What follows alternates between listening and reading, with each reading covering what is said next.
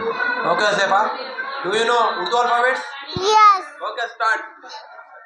अलिफ से अनार, बे से बदक, पे से पतार, ते से तितली, ते से टोपी, से सामान, जीम से जहाज, जीम से चूहा, हाय से हुक्का, खाए से खरगोश, दाल से दरवाजा, दाल से डंका, जाल से ज़कीरा, टे से रेल, पे से पहाड़, जे से ज़बरा, से सामान, सीन से सेब, सीन से सेब, साफ से सुराही,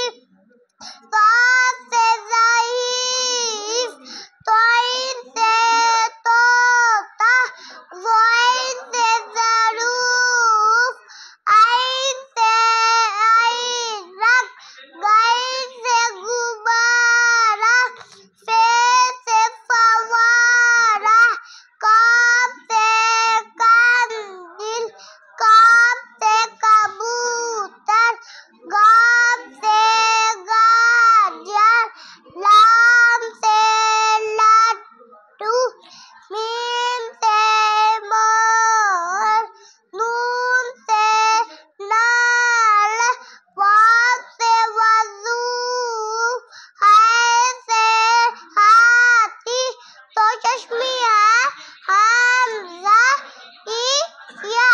Very good. Okay, now tell me hadith number 1. Hadith number 1.